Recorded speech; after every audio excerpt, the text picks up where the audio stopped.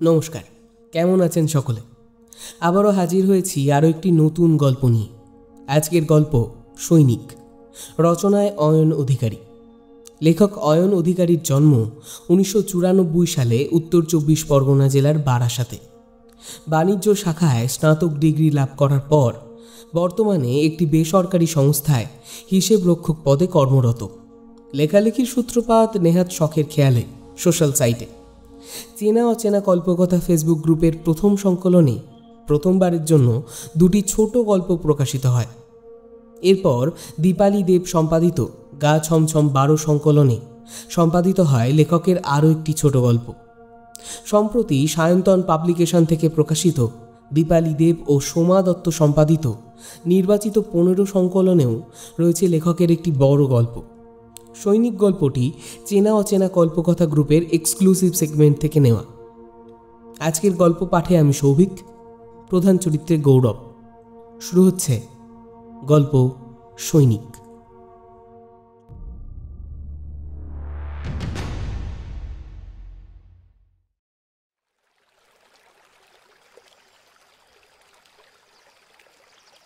সূর্য ডুবেছে অনেকক্ষণ। দিন শেষের আকাশে লেগে থাকা লালটুকুও ফিকে হয়ে ছাইয়ের মতো বিবর্ণ হচ্ছে ক্রমশ। ধূসর আলোয় মজে যাওয়া খালপাড়ের পাতলা জঙ্গলের মধ্যে দেখা যাচ্ছে কয়েকটা ছায়া মূর্তিকে। সন্দেহজনক তাদের গতিবিধি। স্পষ্ট বোঝা না গেলেও অনুমান করা যায় এদের মধ্যে একজন মানুষ হাত পা বাঁধা অবস্থায় মাটিতে বসে ধুঁকছে। ঠিক তার পিছনেই লোকটির মাথায় পিস্তলের নল ঠেকিয়ে দাঁড়িয়ে রয়েছে আরও একটি লোক। আর সামনে দাঁড়িয়ে রয়েছে ঝাঁকড়া চুলের ষণ্ডা চেহারার আরও একজন। হাত পা বাঁধা লোকটির বুকে সজোরে একটা লাথি চালালো সামনে দাঁড়ানো ষণ্ডা চেহারার লোকটি। হাত পা বাঁধা অবস্থায় হাঁটু মুড়ে বসে থাকা লোকটা ছিটকে গিয়ে উপুর হয়ে পড়েই রইল। তার পিছনে দাঁড়ানো অন্য লোকটি চুলের গোছা ধরে টেনে তুলল তাকে। ষণ্ডা চেহারার লোকটা খ্যাক খ্যাক করে হেসে পিছনে দাঁড়িয়ে থাকা লোকটির উদ্দেশ্যে বলল, কাল একটা দুর্দান্ত বাংলা ফিল্ম দেখছিলাম, বুঝলি খোকন। হাতের দেশি পিস্তলটা ঘুরিয়ে নিয়ে খোকন বলল, কি বই বিশুদা? বিশু নামে ষণ্ডা চেহারার লোকটি বলল, সে এক বাঙালি ফিল্ম ভাই, এক খোঁড়া লোক বুঝলি, হাতে লাঠি নিয়ে উঠে যাচ্ছে মাউন্ট এভারেস্টে। আবার সময় সুযোগ পেলে 10-20টা গুন্ডাকে মেরে পুরো তক্তা বানিয়ে দিচ্ছে। এবারে খোকন খিলখিলিয়ে হেসে উঠে বলল,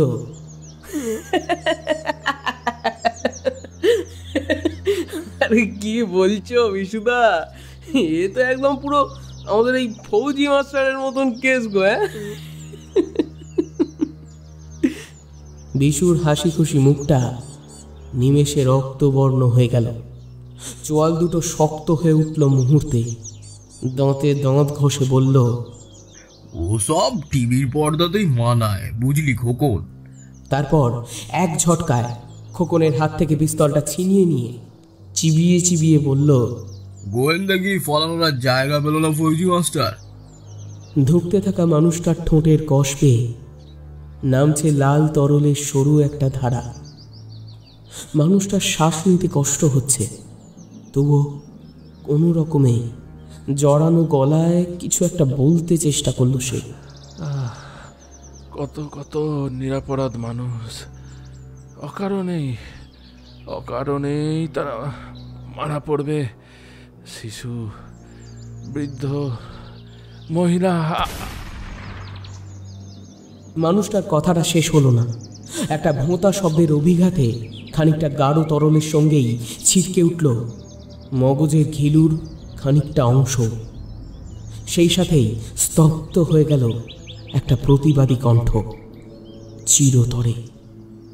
রক্তের ফোঁটা ছিটকে এলো খোকনের জামায়।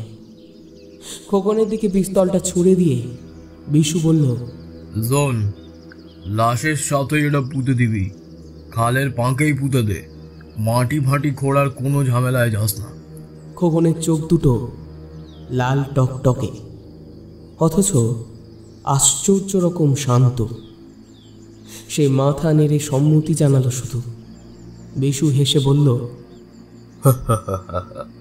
কি রে, ভয় ভয় পাসনি তো?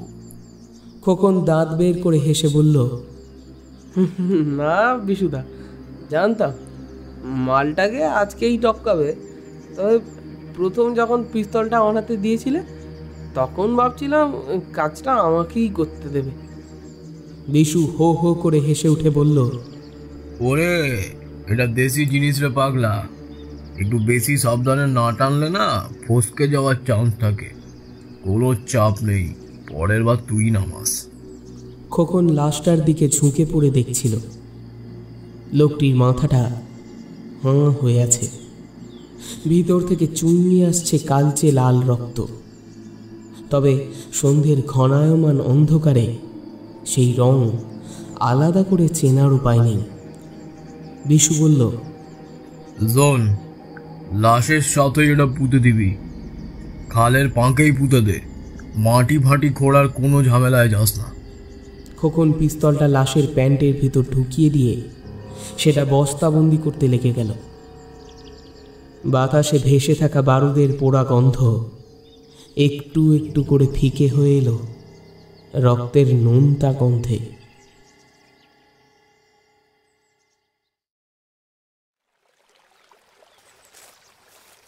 বিকেলের দিকটায় প্রতিদিনই প্রায় নদীর ধারে একটু হাঁটতে আসেন মুরারিবাবু। ইছামতির ওপারে বাংলাদেশ আর এপারে ভারত। নদীর ধার বরাবর বেশ অনেকটা পথ রোজই হাঁটেন তিনি। সমতল থেকে খাড়া ঢাল বেয়ে ওপরের দিকে উঠতে একটু কষ্ট হয় বৈকি। ভাগ্যিস লাঠিখানা সঙ্গে থাকে, ওটায় ভর দিয়েই উঠে যান কোনো রকমে। বিশেষত এই বয়স আর খোঁড়া পাটার জন্য কষ্ট আরও খানিকটা বেশিই হয়। তবে বহমান নদী তার রূপের ছটায় সেই কষ্টটা পুষিয়ে দেয় বরাবর। এখানে নদী বেশ গভীর এবং চওড়া। নদীর পার বরাবর কাঁটা তার বসানোর প্রক্রিয়া এখনও এদিকটায় শুরু হয়নি। তবে অদূর ভবিষ্যতে কী হবে তা বলা যায় না। বসিরহাটের এই কুসুমপুর এলাকা বাংলাদেশের সাথে নদী বর্ডারের অন্তর্ভুক্ত হলেও বরাবরই শান্ত এবং উপদ্রবহীন হয়েই থেকেছে। বিএসএফের ক্যাম্প আছে কিছুটা দূরেই, টহলদারিও চলে বিকেলের কিছুটা পর থেকেই নদীতে এবং নদীর পার বরাবর।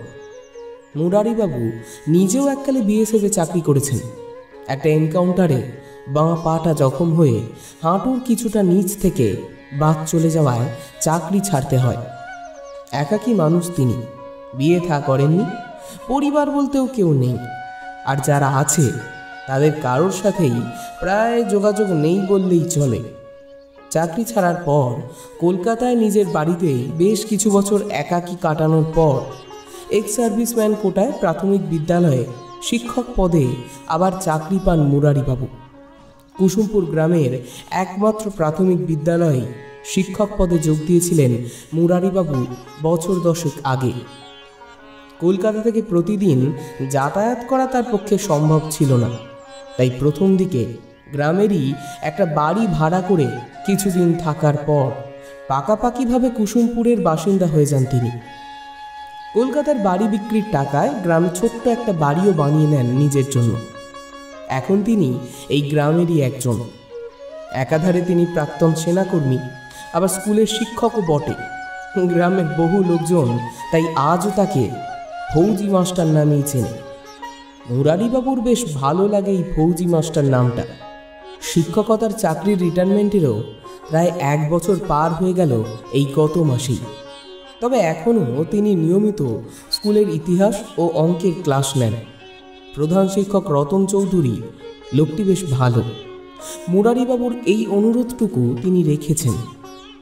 বয়স আর নানান রোগব্যাধির কারণেই শরীরটা ভাঙতে শুরু করেছে মুরারিবাবু। সেনাবাহিনীর কঠিন জীবনযাপনে অভ্যস্ত ছিলেন বহুদিন, তাই এখনও হেঁটে চলে বেড়াতে পারছেন কোনো মতে। তবে আজকাল একটু হাঁটলেই হাঁপ ধরে যায়। নিচে যে দিকটা থেকে মুরারিবাবু উঠে এলেন ওই দিকটায় ঢালু জমির শেষ প্রান্ত থেকেই বর্গক্ষেত্রের আকারে জমি ভাগ করে ক্ষুদ্র ক্ষুদ্র অংশে আজকাল চিংড়ি মাছের চাষ হচ্ছে। আগে এই জমিতে বিভিন্ন ফসলের চাষ হতো, তবে বর্ষাকালে অতিবৃষ্টির কারণে কয়েকবার নদীর নোনা জল জমিতে ঢুকে যায়। ফলে জমি ক্রমে নোনা হয়ে যাওয়ার কারণে চাষের অনুপযুক্ত হয়ে যায়। দিন আনি দিন খাই পরিবারগুলোর তখন অনাহারে মৃত্যু ছাড়া আর কোনো পথ ছিল না। তবে বছর 5 আগে গ্রামের নির্মলবাবু এই জমিগুলো কিনে নেন কৃষকদের থেকে আর শুরু করেন এই চিংড়ির চাষ। যদিও কৃষক মানুষগুলোর জীবন ধারণের ব্যবস্থাও নির্মলবাবুই করে দিয়েছেন। মাছের চাষের কাজে প্রতিটি কৃষক পরিবার পিছু একজন করে নিযুক্ত করে পরিবারগুলোর অন্ন সংস্থানের ব্যবস্থা করেছেন ভদ্রলোক। বড় ভালো মানুষ এই নির্মল সাঁপুই। বর্তমানে কুসুমপুর গ্রাম পঞ্চায়েতের প্রধানও তিনি। মুরারিবাবুর নিঃশ্বাস নিতে কষ্ট হচ্ছিল। ডান হাতের লাঠিতে ভর দিয়ে তিনি দাঁড়িয়ে রইলেন কিছুক্ষণ। সন্ধে হতে এখনো দেরি আছে, যদিও সূর্য বেশ কিছুটা নিস্তেজ হয়ে এসেছে। এরই মধ্যে মুরারিবাবু নদীর দিকে মুখ করে দাঁড়িয়েছিলেন। হঠাৎ তার নজরে এলো নদী বেয়ে একটা দাঁড় টানা নৌকা এগিয়ে আসছে এপার বরাবর। মূলত মাছ ধরার কাজেই ব্যবহৃত হয় এই নৌকোগুলো। সাধারণ চেহারায় ছোট নৌকোটির মাঝ বরাবর অংশে বাঁশের ছাঁচের ছাউনি দেওয়া রয়েছে একটা। ব্যাপারটা লক্ষ্য করে খানিকটা বিচলিত হয়ে পড়লেন মুরারিবাবু। বিচলিত হবার কারণও আছে বইকি। নৌকোটি যখন তার দৃষ্টিগোচর হয় তখনও সেটা মাঝ নদী পেরোয়নি। অর্থাৎ হয় এটি ওপার বাংলাদেশের কোনো নৌকা যেটি কিনা নিয়ম ভেঙে এপারে আসছে, অথবা হয়তো এটা ওপারেরই কোনো নৌকা যেটি ওপারে গিয়ে আবার ফিরে আসছে। মুরারিবাবুর ব্যাপারটা ঠিক সুবিধের মনে হলো না, কারণ মাঝ নদী পেরোনোর নিয়ম দুই দেশেরই কোনো নৌকারই নেই। তবুও এরা নিয়ম ভেঙেছে। নৌকাটি এরই মধ্যে বেশ কিছুটা এগিয়ে এসেছে পাড়ের কাছাকাছি। মুরারিবাবু এখন যেখানে দাঁড়িয়ে আছেন সেখান থেকে প্রায় 200 কিলোমিটার দূরেই একটা বিরাট বটগাছ। নদীর ওপর প্রায় ঝুঁকে থাকা বটগাছটা লক্ষ্য করেই এগিয়ে আসছে নৌকা। মুরারিবাবু আর দাঁড়িয়ে থাকতে পারলেন না। ব্যাপারটা কি সেটা জানার অদম্য এক কৌতূহল চেপে বসেছে তার মনে। চরম নিয়ম শৃঙ্খলার মধ্যে জীবনের অনেকটা সময় কাটানোর কারণেই হয়তো এই বেনিয়ম তার বরদাস্ত হচ্ছে না। তিনি লাঠিতে ভর দিয়ে এগিয়ে গেলেন বটগাছ বরাবর। বাঁ পাটা হাঁটুর কিছুটা নিচ থেকে বাদ যাওয়ায় সেটা মাটি অবধি পৌঁছয় না, তাই দেহের সমস্ত ভার ডান পায়ের ওপর। ডান পায়ের হাঁটুটাও আজকাল কেঁপে কেঁপে ওঠে বেশি জোরে হাঁটলেই, কিন্তু আজ যেন সেসব আর মালুম হচ্ছে না মুরারিবাবুর। লাঠি আর ডান পায়ের জোরে হাঁচড় পাঁচড় করে তিনি এগিয়ে চলেছেন নদীর খাড়াই পার ধরে। বেশ কিছুটা এগিয়েছেন মুরারিবাবু। বটগাছটা আর 20 মিটারের দূরত্বে। নৌকোটাও এপারে এসে থেমেছে। একটা দৃশ্য দেখে হঠাৎ হাঁটা থামিয়ে স্তব্ধ হয়ে দাঁড়িয়ে পড়লেন তিনি। নৌকোর ছইয়ের ভেতর থেকে মাঝারি আকারের দুটো শক্ত কাঠের পেটি টেনে বের করে মাটিতে রাখা হচ্ছে। নৌকোর ওপর মাত্র একজনই দাঁড়িয়ে, সম্ভবত এই নৌকার চালক। আর পাড়ে দাঁড়িয়ে থাকা দুজন পেটিগুলো ধরাধরি করে রাখছে পাশাপাশি। মুরারিবাবু চোখের পলক ফেলতেও ভুলে গিয়েছেন যেন। ডাঙায় দাঁড়িয়ে থাকা ছেলে দুটোকে বিলক্ষণ চেনেন তিনি, রফিক আর খোকন। এরা দুজনেই পাশের চিংড়ি মাছের ভেড়িতে কাজ করে। মাথার ভিতরটা দপ করে জ্বলে উঠল মুরারিবাবু। এই স্মাগলিংয়ের কারবার না জানি কতদিন থেকে চালাচ্ছে এই শয়তান দুটো। হাতের লাঠিতে ভর দিয়ে এগিয়ে গেলেন তিনি আরও খানিকটা। নৌকোর ওপরে থাকা লোকটা তাকে দেখতে পেয়ে হঠাৎ থমকে গেল, যেন দিনে দুপুরে ভূত দেখে তার হৃদস্পন্দন থেমে গেছে মুহূর্তে। মুরারিবাবুর থমথমে চেহারা দেখে রফিক আর খোকনও থতমত খেলো কিছুটা। তারপর কোনো রকমে সামলে নিয়ে খোকন বলল,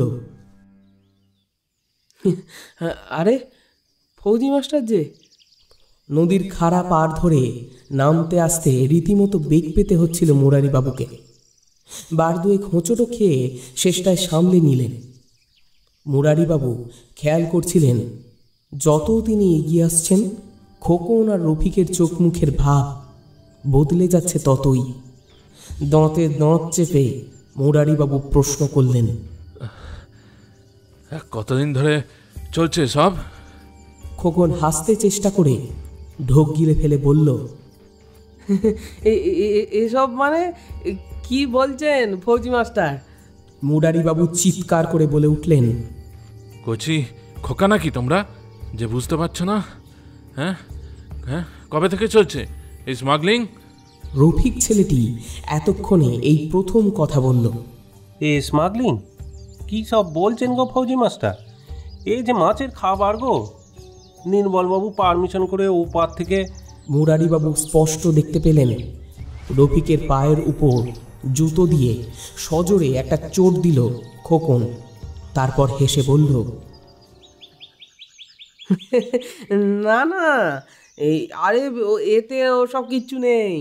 আসলে আমার ওই পিসির বাড়ি আছে না ওপারে, তো ওই পিসি কিছু জিনিসপত্র পাঠিয়ে দিলেন ওই বাড়ির সবার জন্য আর কি।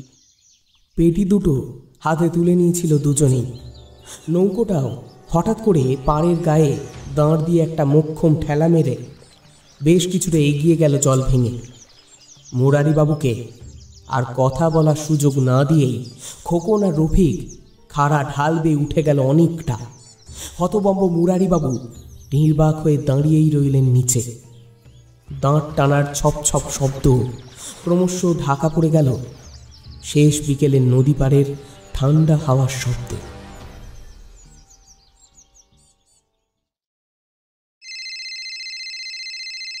আসসালামু আলাইকুম জনাব, স্বাগত পাঠিয়েছি। সেসব পেয়েছেন তো? জি মির সাহেব, পেয়েছি। খুব ভালো, খুব ভালো। শুনছিলাম কি একটা ঝামেলা হয়েছে নাকি? ও কিছু নয় মির সাহেব, স্থানীয় লোক একটু বেশি কৌতূহল আর কি, ঝামেলা হয়নি কিছুই। খুব ভালো, খুব ভালো।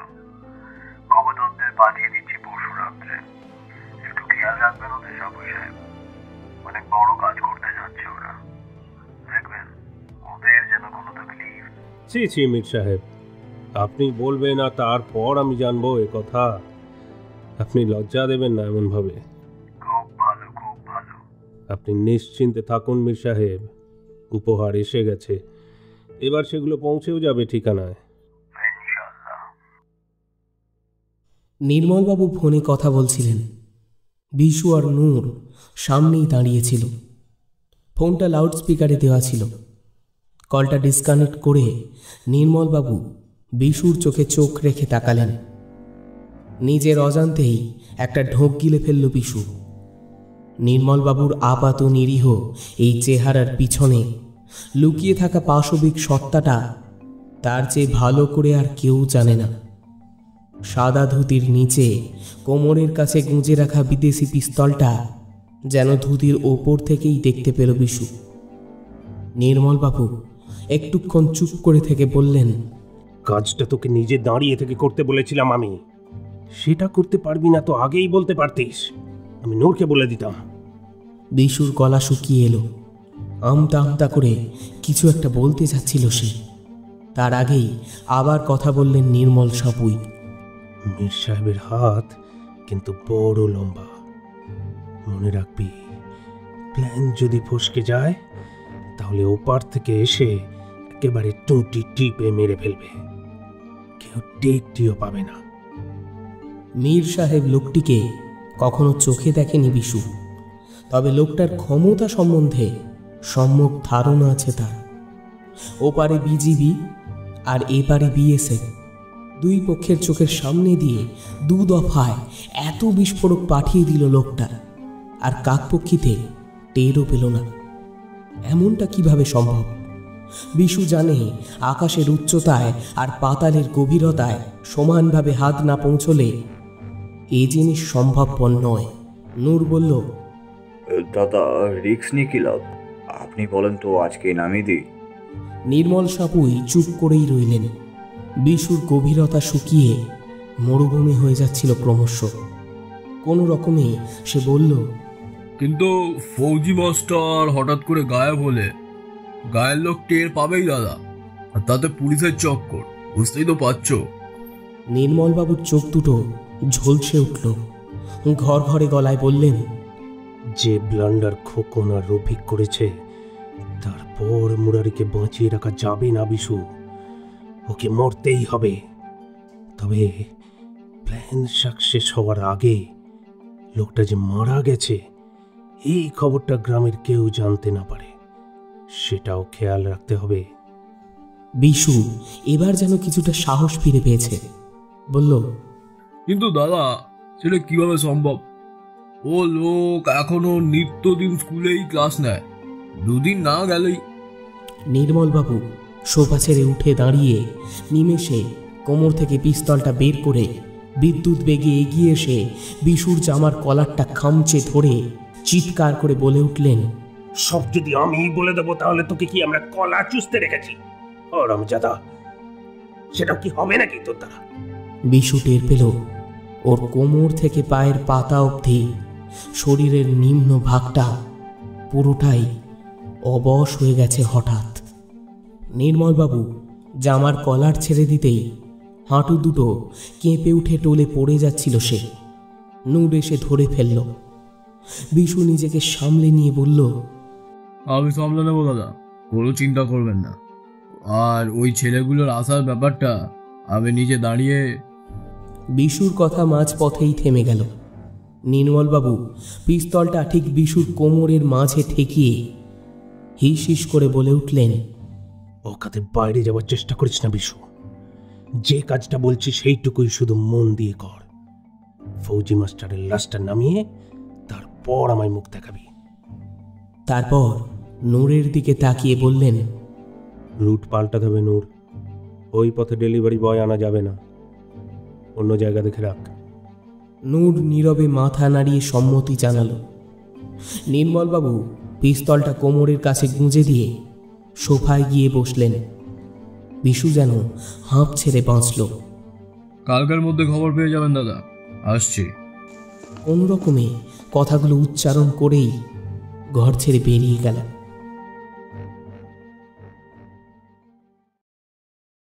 শ্রাবণ মাসের মাঝামাঝি হলেও আধা গ্রাম আধা মফস্বল কুসুমপুরে বর্ষা সমহিমায় ধরা দেয়নি এখনো। মাঝে মধ্যে আকাশ কালো করে মেঘ জমে উঠছে ঠিকই, কিন্তু বৃষ্টির দেখা নেই। তীব্র গরম নেই যদিও, তবুও একটা অস্বস্তিকর গুমোট ভাব যেন ঘিরে রেখেছে চারপাশ। গ্রামের বাজার লাগোয়া একমাত্র চায়ের দোকানটি চালায় রমেন হাজরা। নামে চায়ের দোকান হলেও আদতে গ্রাম্য আড্ডাখানা। রমেন ছেলেটিও ভালো, মিষ্টিভাষী, কর্মঠ। চায়ের সাথে সাথে সকালে লুচি আলুর দম বানায়, আর বিকেলে থাকে চপ, বেগুনি ইত্যাদি। তাই সকালে দোকান খোলার পর রাত্রে তা বন্ধ হওয়া অবধি খদ্দেরের অভাব নেই। আজ রবিবার, ছুটির সকাল হতে না হতেই গ্রামের নিমাই দত্ত, হরেন সাহা, বিভু মণ্ডল এসে হাজির দোকানে। দোকানে আসা স্তক আজকের দৈনিকটায় মুখ গুঁজে রেখেছেন বিভু মণ্ডল। পাশে বসে থাকা হরেন সাহা অনেকক্ষণ ধরে চেষ্টা চরিত্র করেও প্রথম পাতার শিরোনামটুকু ছাড়া আর কিছুই দেখে উঠতে অসমর্থ হয়ে হাল ছেড়েছেন। নিমাই দত্তের আবার এসবে খুব একটা রুচি নেই কোনো কালে। ছুটির দিনে বাড়িতে থাকলে গিন্নি সারাক্ষণ কানের কাছে জোঁকের মতো লেগে থাকবে, সেই কারণে এক প্রকার পালিয়ে আসা। হাতের দৈনিকটা ভাঁজ করে বাঁশের বেঞ্চিতে একপাশে নামিয়ে রেখে আরও এক কাপ চায়ের ফরমাশ করলেন বিভু মণ্ডল। হরেন সাহা অনেকক্ষণ অপেক্ষার পর পত্রিকাটি হাতে পেয়েছেন।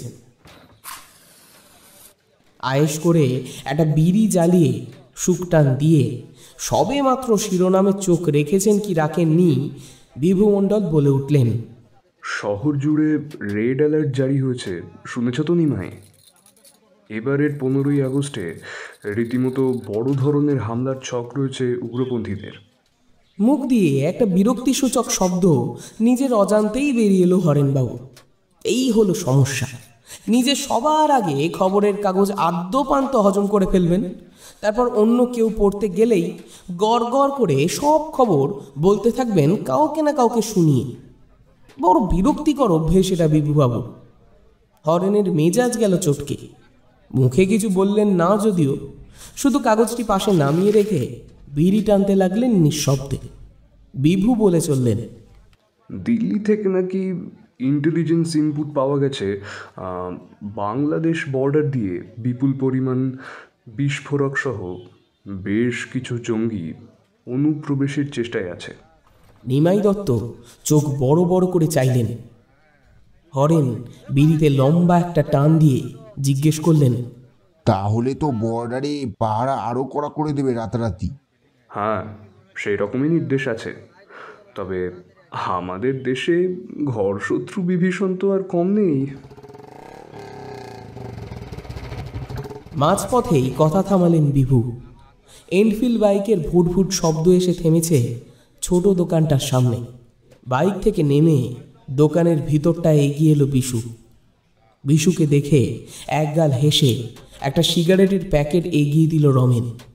বিশু বলল, কিরে, কত হলো আমার? হিসেব করেছিস? রমেন ঘাড় বেঁকিয়ে হেসে বলল, যা হয়েছে হোক, তুমি দিয়ে দেও সময় মতো। বিশু পকেট থেকে একটা 500 টাকার নোট বের করে রাখলো চায়ের টেবিলের পাশে। বলল, কম হলে খাতায় লিখে রাখিস, আর বেশি হলে জমা রাখিস। রমেন টাকাটা ক্যাশ বাক্সে ঢুকিয়ে রাখল। বিশুর ভালো নাম বিশ্বজিৎ, বিশ্বজিৎ ধর। এককালে কলকাতায় কি একটা কোম্পানিতে কাজ করত। সে কোম্পানি 2 বছরে আমানতকারীর টাকা ডবল করত। Chit fund case. যদিও প্রথমে সেটা বোঝা যায়নি। রাতারাতি কোম্পানির মালিকরা সব পাত্তারি গুটিয়ে পালিয়ে যায়, আর বিশুর মতো বাকি সব এজেন্টরা মাছ থেকে কেস খেয়ে যায়। যেমনটা এ যাবৎকাল হয়ে এসেছে আর কি। বিশুর কপাল ভালো যে গ্রামের কেউই এই কোম্পানিতে টাকা লাগায়নি, সেজন্য বিশুকে গ্রাম ছাড়া হতে হয়নি। যাই হোক, সেসব বহু বছর আগের কথা। এখন বিশু ম্যানেজারি করে। পঞ্চায়েতের প্রধান নির্মল সাপুই বিশুকে নিজের মাছের ভেড়িতে কাজে লাগিয়েছেন বছর 3 আগে। সেই বিশুই এখন গোটা ব্যবসাটা প্রায় একাই সামলাচ্ছে। বিশু সিগারেটের প্যাকেটের পাতলা প্লাস্টিকের আবরণটা ছিঁড়ে একটা সিগারেট বের করল। তারপর কি যেন ভেবে সেটাকে না ধরিয়ে আবার রেখে দিল প্যাকেটে। রমেনকে একটা চা দিতে বলে বসলো দোকানের সামনে বাঁশের বেঞ্চিতে। বিভু মণ্ডল জিজ্ঞেস করলেন, তা বাবা বিশু, বাড়ির খবর সব ভালো তো? বিশু একগাল হেসে জবাব দিল, আপনাদের আশীর্বাদে আর নির্মলবাবুর কৃপায় চলে যাচ্ছে ঠিক মতো। এর চেয়ে বেশি আর কি বা চাই। বিভুবাবু মাথা নেড়ে হাসলেন। নিমাই দত্ত পাশেই ছিলেন। বললেন, তা বিশু, এবারের স্বাধীনতা দিবস উপলক্ষে ক্লাবের তরফ থেকে তোরা কোনো অনুষ্ঠান করবি না? রমেন চা দিয়ে গেল, গরম ধোঁয়া ওঠা চা। কাপটা হাতে নিয়ে কিছু একটা ভাবতে গিয়ে হঠাৎ মনে পড়ে গেল, মানুষের চোখ মুখের ভাব যেমন মুহূর্তে পাল্টে যায়, বিশুর মুখের ভঙ্গিটাও সেরকম পাল্টে গেল। উৎসাহিত হয়ে বলল, আরে হ্যাঁ কাকা, সে তো হবেই। নির্মলবাবু এবারের অনুষ্ঠানটা নিজেই তদারকি করবেন। শুনেছে নাকি সেচ মন্ত্রী নিজে উপস্থিত থাকবেন অনুষ্ঠানে। সেচমন্ত্রী নিশ্চয়ই নির্মলবাবুর আমন্ত্রণেই আসবেন। সে আর বলতে হরেন কাকা।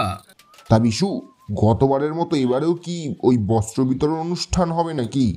হ্যাঁ কাকা, সে তো হবেই। আমি আজই কলকাতা যাচ্ছি। কম্বল, শাড়ি, জামা, ওই যা যা লাগে ওগুলোই কিনে আনতে। বাহ বাহ।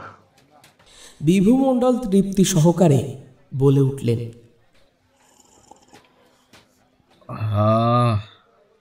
বিশু এক চুমুকে বাকি চাটুকু ঢক করে গলাধকরণ করে বিভু মণ্ডলকে উদ্দেশ্য করে বলল, বেবু কাকা, স্বাধীনতা দিবস উপলক্ষে কিছু দেশাত্মবোধক অনুষ্ঠান, ওই যেমন নাচ গান আবৃত্তি আর একটা শ্রুতি নাটকের আয়োজন করা হবে।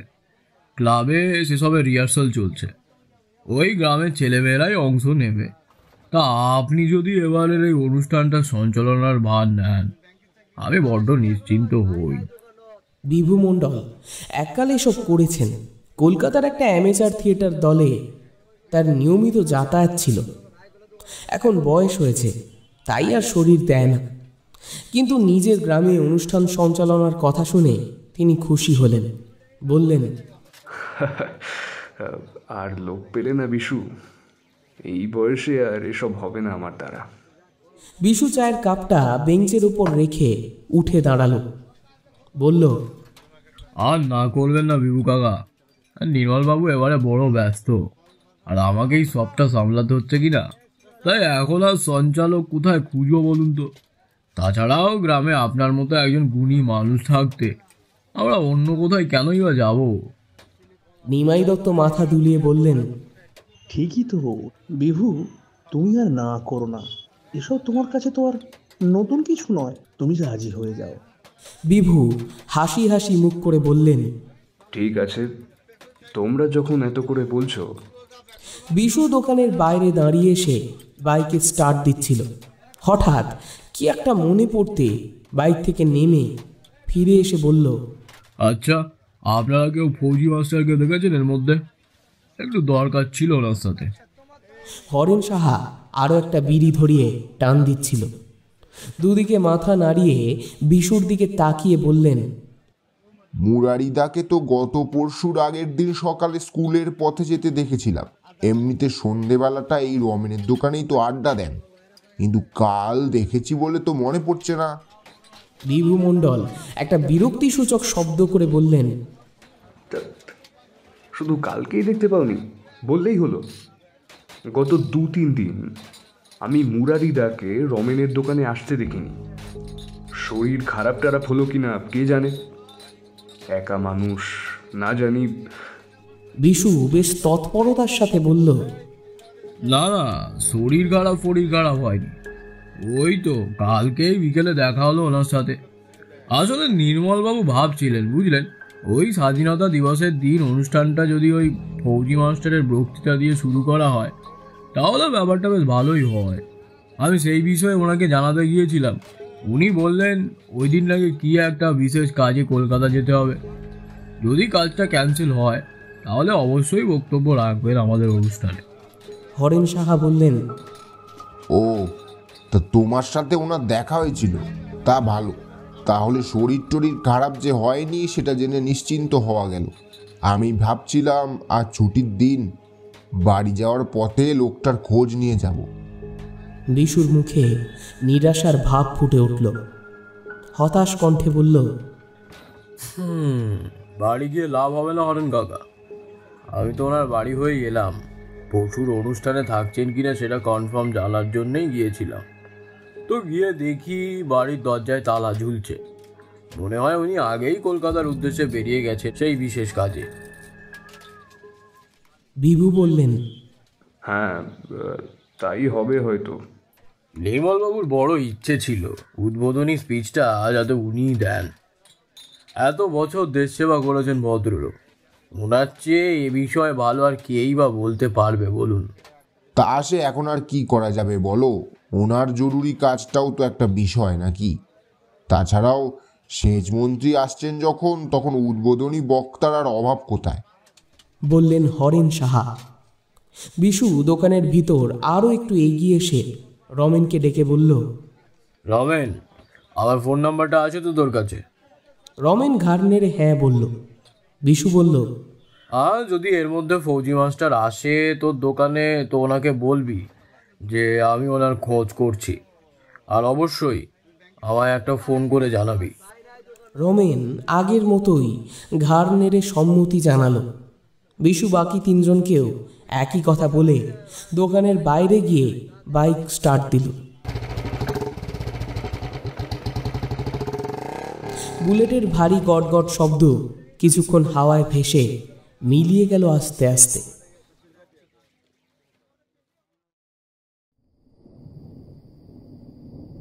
বর্ষার মেঘে ছেয়ে আছে রাতের আকাশ।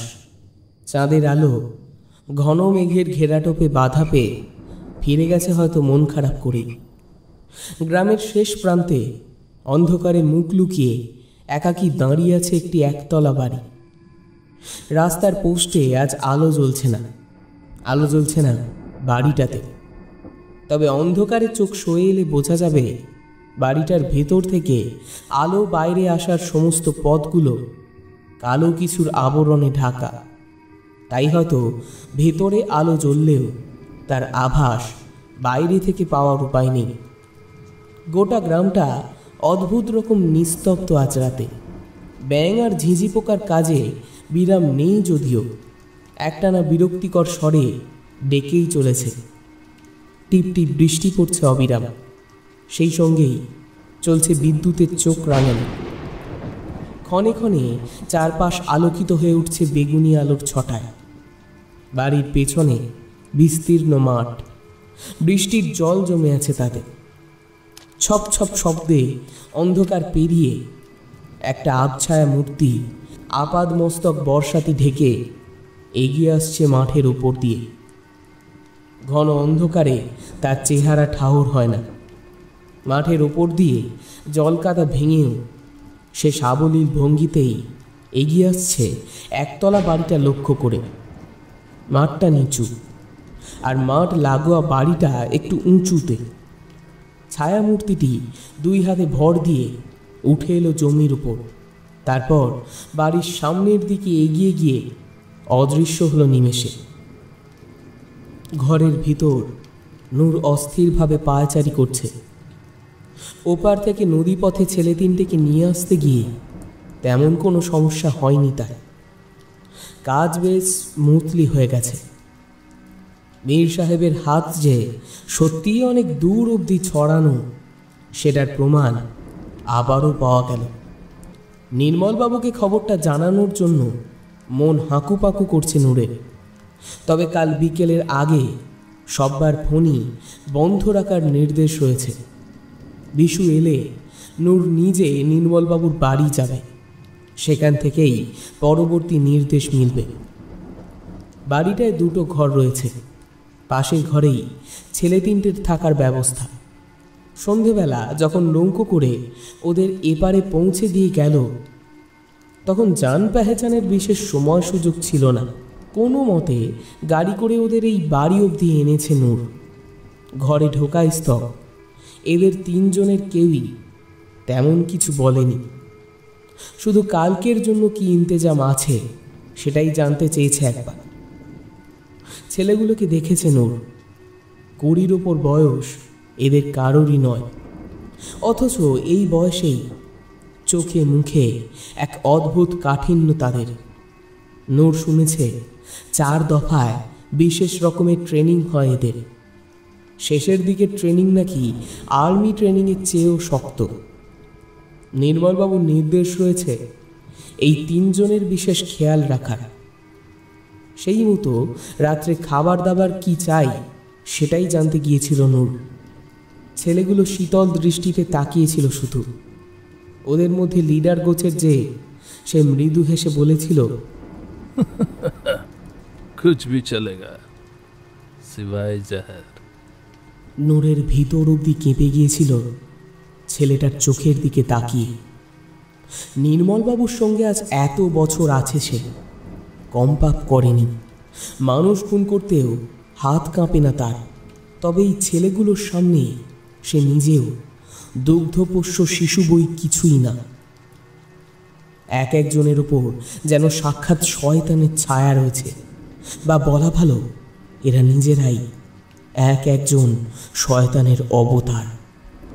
অন্য লোকের প্রান্ত কোন ছাড়, নির্দেশ পেলে নিজের প্রাণ দিতেও এরা দুবার ভাবে না। নূর কথা বাড়ায়নি। রাত্রের খাবার ঠিক সময় পৌঁছে দেবো, তোমরা আরাম করো বলে বেরিয়ে এসেছিল ঘর ছেড়ে। ছেলেগুলো নির্বিকারভাবে বসেছিল মেঝের উপর, যেন যন্ত্রচালিত পুতুল। নূর পাশের ঘরে পায়চারি করছিল। এমন সময় দরজায় মৃদু শব্দে সচেতন হয়ে উঠল সে। নিশ্চয়ই বিশু এসেছে। দরজার কাছে গিয়ে নিচু স্বরে বলল, আজ কি রাত? দরজার ওপাশ থেকে জবাব ভেসে এলো, कोई आने को है? জবাব পেয়ে আশ্বস্ত হয়ে দরজা খুলে দিল নূর। বর্ষাতি গায়ে ঘরে ঢুকে এলো বিশু। নূর জিজ্ঞেস করল, খাবার এনেছিস? বিশু হাতের বড় প্যাকেটটা দেখিয়ে বলল, নির্মলবাবু বলে দিয়েছেন বাইরে থেকে খাবার না কিনতে। ওদের খাবার নির্মলবাবু বাড়ি থেকেই দিয়ে দিয়েছে। গাড়ির ইন্তজাম হয়েছে? হ্যাঁ, রফিক আর খোকন আরও একটু রাতে এখানেই আসবে। ভোরের আলো ফোটার আগেই গাড়ি করে ওদের বড় রাস্তা অবধি পৌঁছে দিয়ে আসবে। তারপর ওখান থেকে ওদের বাস ধরে নিতে হবে। বাস নম্বর, কোথায় নামতে হবে, সেখান থেকে কে কোন দিকে যাবে, এসব ডিটেল আমি বুঝিয়ে দেবো ওদের। কোথায় ওরা? প্রশ্ন করল বিশু। নূর আঙুল তুলে পাশের ঘরের দিকে দেখিয়ে দিয়ে বলল, ঠিক আছে, আমি নির্মলবাবুর বাড়ি যাচ্ছি, তুই থাকবি এখানেই। বিশু হেসে মাথা নাড়ল, বলল, রফিক আর খোকন আসবে, ওরাও থাকবে। ভোরের দিকে ওদের বেরোনোর পর আমি বেরোবো। নূর সম্মতিসূচক মাথা দোলাল। তারপর আস্তে করে দরজাটা সামান্য ফাঁক করে বাইরের অন্ধকারে মিশে গেল। বিশু দরজা বন্ধ করে এগিয়ে গেল পাশের ঘরের দিকে।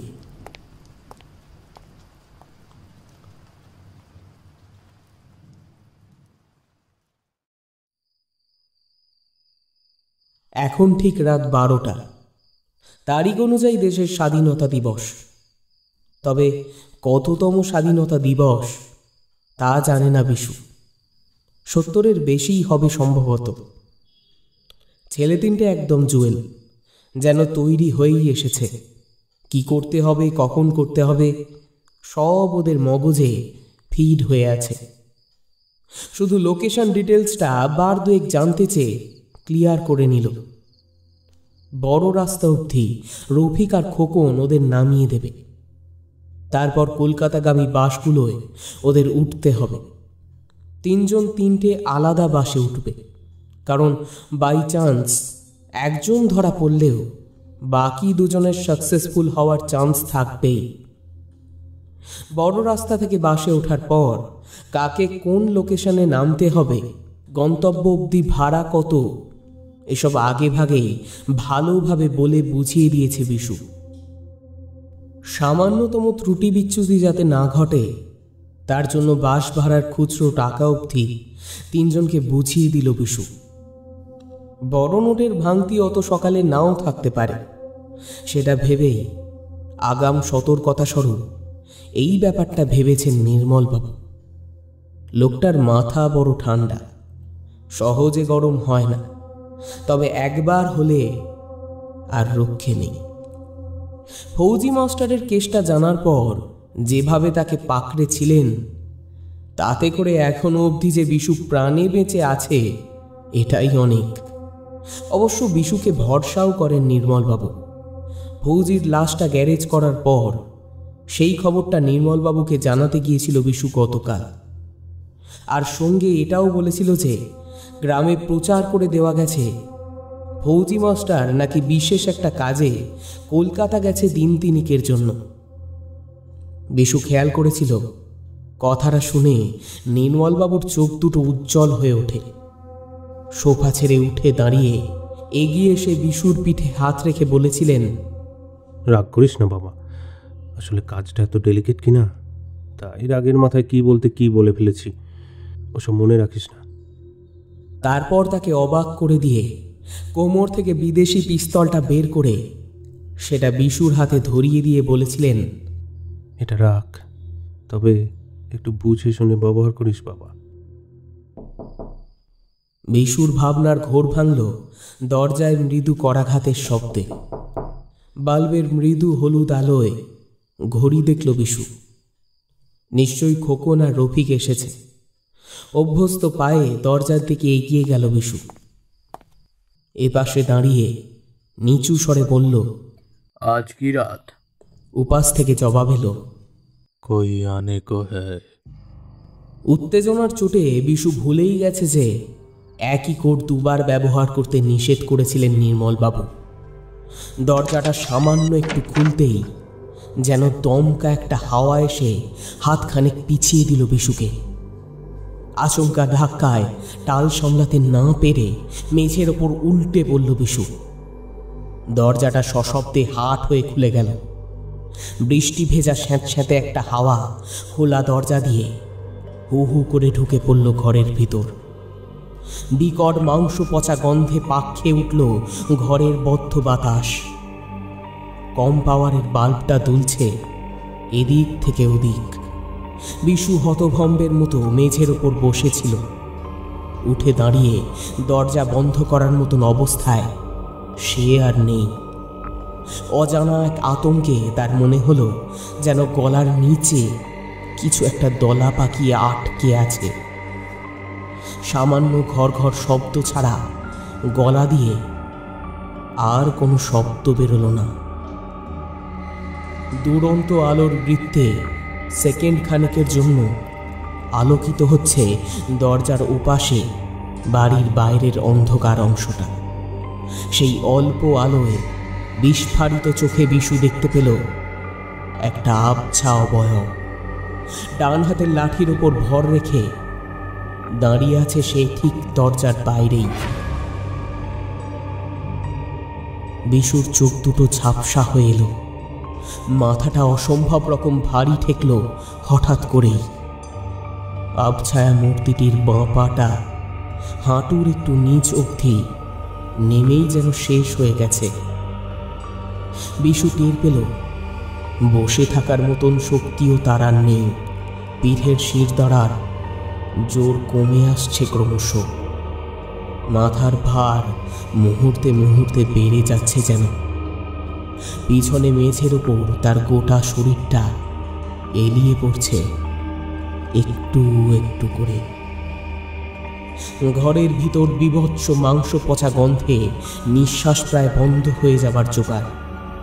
বিশু আর পারল না, হর হর করে বমি করে দিল মেঝের ওপর। দরজার সামনে থেকে আবছায়া মূর্তিটা ডান পায়ে ভর দিয়ে এগিয়ে আসছে একটু একটু করে। বিশুর মনে হলো নিজের চোখ দুটো যেন ঠিকরে বেরিয়ে আসবে এবার। ঘরের সিলিং থেকে ঝুলতে থাকা ঘোলাটে আলোর বাল্বটা সশব্দে ফেটে গেল হঠাৎ করেই। পাশের ঘর থেকে পায়ের শব্দ পাওয়া গেল। সঙ্গে সঙ্গেই যেন বাক শক্তি ফিরে পেল বিশু। একটা জোরালো আর্ত চিৎকার তার গলা চিরে বেরিয়ে এসেই মিশে গেল ঘরের গাঢ় অন্ধকারে।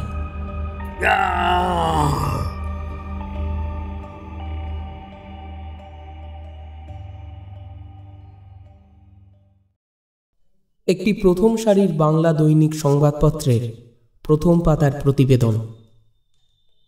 স্বাধীনতা দিবসের রাত্রে প্রচণ্ড বিস্ফোরণে কেঁপে উঠল বসিরহাট। 2021 16ই আগস্ট। নিজস্ব প্রতিনিধি বসিরহাট। গতকাল 15ই আগস্ট দেশের স্বাধীনতা দিবসের রাত্রে প্রচণ্ড বিস্ফোরণের শব্দে কেঁপে উঠল বসিরহাট অঞ্চল। পুলিশ সূত্রে জানা গেছে, বিস্ফোরণের ঘটনাটি ঘটেছে উত্তর 24 পরগনা জেলার বসিরহাট মহকুমা অন্তর্গত কুসুমপুর গ্রামের সীমান্তে অবস্থিত একটি বাড়িতে। দেশের 75তম স্বাধীনতা দিবসের দিন কলকাতা শহর জুড়ে বড় সড় নাশকতার ইনপুট কিছুদিন আগেই দিল্লি ইন্টেলিজেন্সের তরফ থেকে পাওয়া গিয়েছিল। সেই মতো শহর জুড়ে রেড অ্যালার্ট জারি করা হয়েছিল পুলিশের তরফে। কিন্তু শহর থেকে কিছুটা দূরেই যে সেই নাশকতার মূল চক্রীরা উপস্থিত ছিলেন তা জানতে পুলিশ ব্যর্থ। গতকাল রাত্রে এলাকায় বিস্ফোরণের শব্দে ব্যাপক উত্তেজনা ছড়ায়। স্থানীয় গ্রামবাসীরা এক্ষেত্রে তৎপরতার পরিচয় দিয়েছেন। রাত্রেই তারা নিকটবর্তী থানায় যোগাযোগ করেন। খবর পাওয়া মাত্রই বসিরহাট থানার পুলিশ ঘটনাস্থলে পৌঁছে যান। বাড়ি সংলগ্ন বেশ কিছুটা এলাকা এখন পুলিশ ব্যারিকেড করে ঘিরে রেখেছে। ফরেন্সিক ডিপার্টমেন্টের সূত্রে খবর পাওয়া গেছে বিস্ফোরণের মাত্রা ছিল যথেষ্ট বেশি।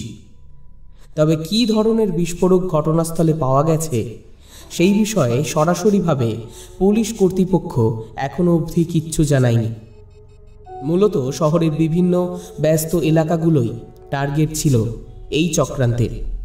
বাড়ির ভিতর থেকে উদ্ধার হওয়া 3টি দেহাবশেষ ময়না তদন্তের জন্য পাঠানো হয়েছে। তবে পুলিশের প্রাথমিক অনুমান এদের মৃত্যু বিস্ফোরণের কারণেই ঘটেছে। উল্লেখযোগ্য বিষয়, বাড়িটির পিছনেই যে ধানি জমি রয়েছে সেখানে আজ সকালেই স্থানীয় 3 জন গ্রামবাসীর ক্ষতবিক্ষত মৃতদেহ খুঁজে পেয়েছে পুলিশ। স্থানীয়রা মৃতদেহ শনাক্ত করেছেন। মৃত 3 জন হলেন বিশ্বজিৎ ধর, খোকন রায় এবং রফিক আহমেদ। 3টি মৃতদেহের মাথায় ভোঁতা কোনো অস্ত্রের দ্বারা একাধিকবার আঘাতের চিহ্ন রয়েছে। বিস্ফোরণ কাণ্ডে এদের কোনো যোগ আছে কিনা পুলিশ সেই নিয়ে আলাদাভাবে অনুসন্ধান চালাবে বলে জানা গেছে। প্রসঙ্গগত উল্লেখ্য, বাড়িটির মালিকানা ঘিরে ধোঁয়াশা রয়েছে। স্থানীয় সূত্র মারফত জানা গেছে বাড়িটি গ্রামের পঞ্চায়েত প্রধান নির্মল সাঁপুইয়ের বেনামি সম্পত্তি। উল্লেখযোগ্য বিষয় হল, গতকাল রাতেই পঞ্চায়েত প্রধান নির্মল সাঁপুইয়ের বাড়িতে তালা ঝুলতে দেখেছে পুলিশ। ওনার নম্বরে যোগাযোগ করার চেষ্টা করেও কোনো লাভ হয়নি।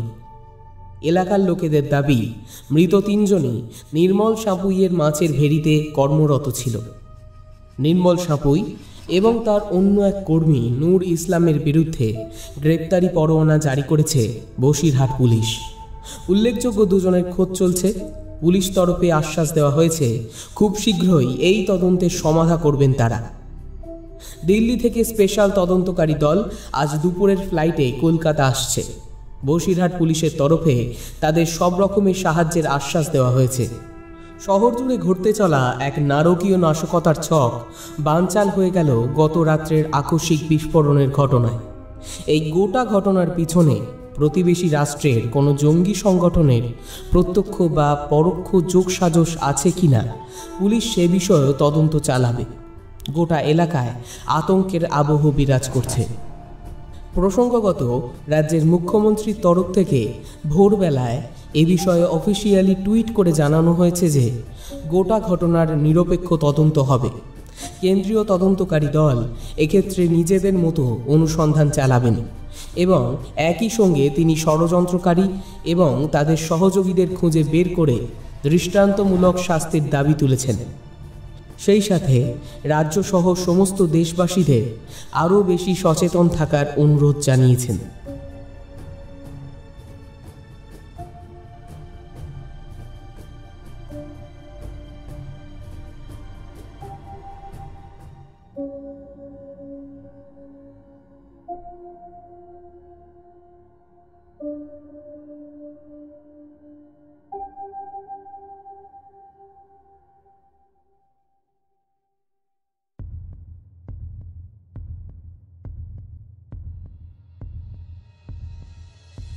শুনছিলেন গল্প সৈনিক, রচনায় লেখক অয়ন অধিকারী।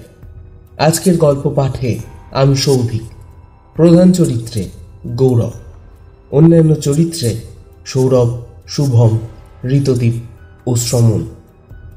প্রচ্ছদ স্মৃতিশ। ধ্বনি পরিকল্পনা ও আবহে কসমিক ওয়েব থেকে বিশ্বদীপ। সমগ্র পরিকল্পনা ও পরিচালনায় টিম ইউর অক্টোপাস। গল্পটি আপনাদের কেমন লাগলো তা অবশ্যই লাইক ও কমেন্ট করে আমাদের জানাবেন। আর আমাদের চ্যানেলটা যদি সাবস্ক্রাইব না করা থাকে তাহলে সাবস্ক্রাইব করে বেল আইকনটা প্রেস করে দেন এরকম আরও অনেক গল্প শুনতে। এছাড়াও আপনারা যুক্ত হতে পারেন আমাদের ফেসবুক পেজে, যার লিঙ্ক আমরা ডেসক্রিপশনে দিয়ে রাখলাম। ভালো থাকবেন, সুস্থ থাকবেন। নমস্কার।